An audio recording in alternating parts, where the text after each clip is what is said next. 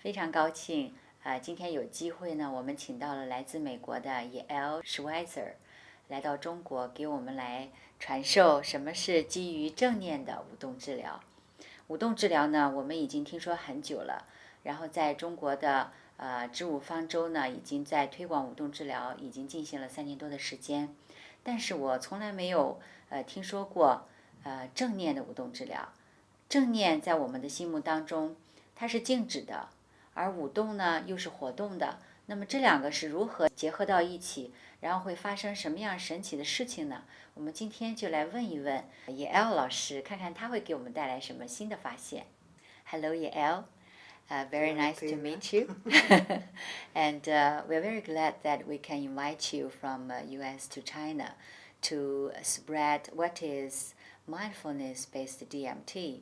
So for the people who know about DMT, they feel very curious why you can combine these two so different things together. Mindfulness, it's like still, you just don't move, and you have you be here and now, you meditation. But DMT is dancing movement therapy. You need to dance, you need to move. How can you combine these two together, and why you combine these two together? Could you say something about that? Yes, so I don't see them so different. Our concept about mindfulness is that it is in stillness, and indeed many of the meditation we sit still. But first there are some meditations that involve movement, for example the walking meditation, and even Tai Chi, that I'm sure many people know here in China, is a more structured movement, but it's kind of mindful movement. So there are some practices that combine them both. I think the difference is by combining the DMT to the mindfulness is that it's not a structured movement, but an expression of movement like we do in dance movement therapy.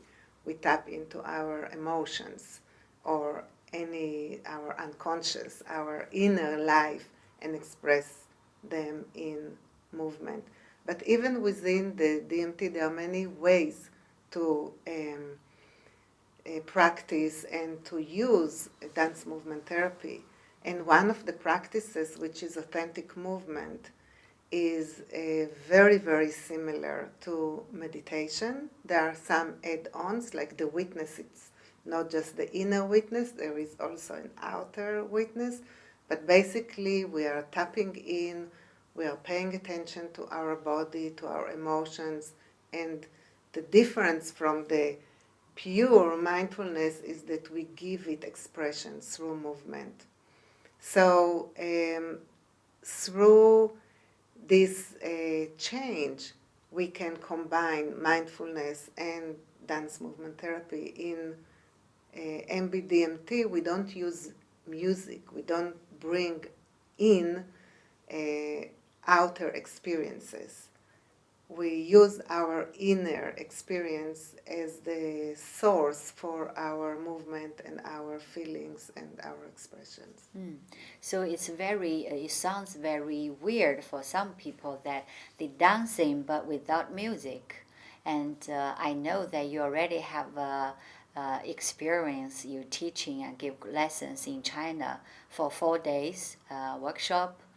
And I heard some of the students at the first 2 days they feel strange and they are expecting they can dance in the music. So how was their reaction, and how you were going deal with that situation? I think I deal with it by saying this is how I do it. And I know that it's difficult because it was difficult for me as well at the beginning. One of the components of MB-DMT that I connected together is the work of creative dance, Barbara Mittler approach to dance improvisation. And she actually was pioneering in exploring the body and the movement with the concept of using no music or not using music in the dance.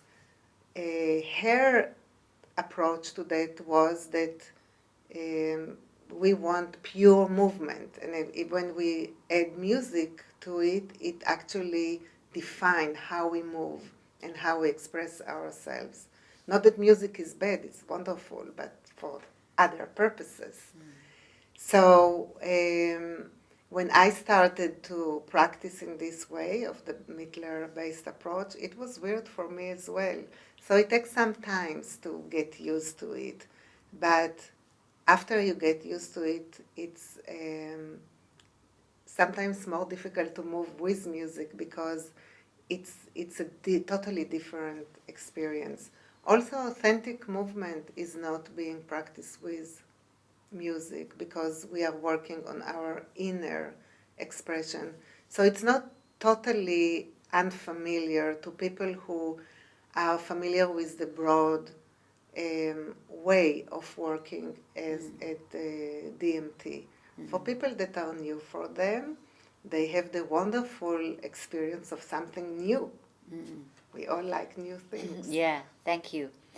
说到这里的话呢，我想加一点，我刚刚开始去听大家的反馈的时候，大家会觉得说，哇，没有音乐的舞动是不是听起来很可怕？我觉得这样的一个反馈呢，有的时候是真的是表达了我们的一个非常真实的心态。在你完全当下的进入自己内在状态的时候，的确是需要有一些基础，并且做一些准备的。它能够提供你更好的一个环境，能够去更好的进入你自己的内在，去有一些更多的探索跟发现。那么这也是一个非常良好的一个机会，能够提供给你，让你有一个更好的自我的疗愈与成长。那么接下来我再就下一个问题来问一下李瑶老师。So after the 4 days, what will be the benefits the participant would like to get from it? Or are there any specific requirements they need to prepare for it or not? Everyone is welcome. They don't need to have any experience in mindfulness or in dance, because it's not about dancing, like going to a party or performing and needing to be nice. Everyone can, if you can move one part of your body, you can participate. So even if there are limitations or things that people cannot do with their body, it doesn't have to prevent them. The opposite, I would encourage them, because then they can learn how to enjoy movement even if it's not in the regular way of how people dance and express themselves. And I teach the basics of paying attention, of mindfulness, and the basic of how to move with this specific quality of paying attention to the body and the inner life.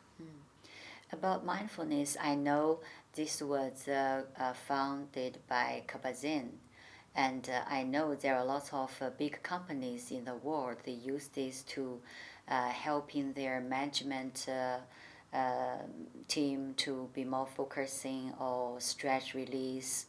So do you also use in this way, like for enterprise people or for workforce people? I just want to say that the basic for mindfulness come from Buddhist meditation. What John Kabat-Zinn did very skillfully is to take that and make it accessible to everyone. And he, by his MBSR program, and yes, it's become really in the last, I think, few years popular to be brought into companies and to the workplace.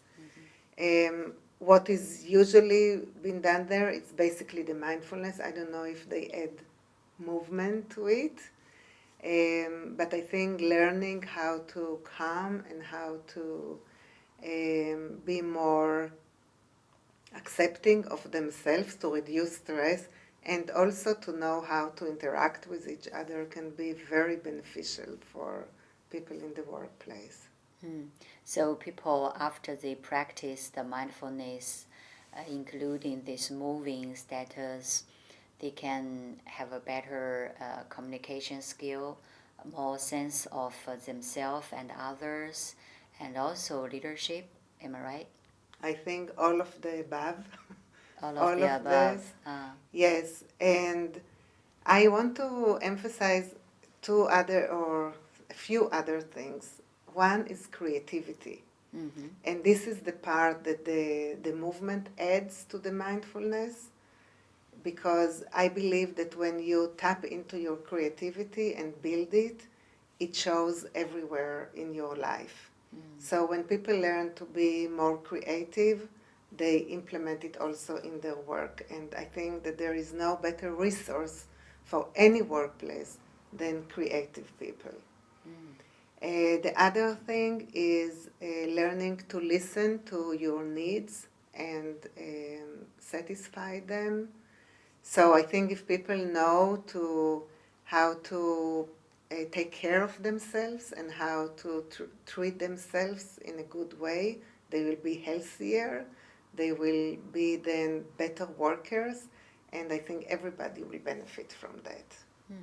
Thank you very much for taking this time of my interview, and I really get a lot of information, and I am also personally very expecting this coming weekend courses and enjoy, and hope to you would be successful at spreading these methods to Chinese people. Thank you. Thank you very much.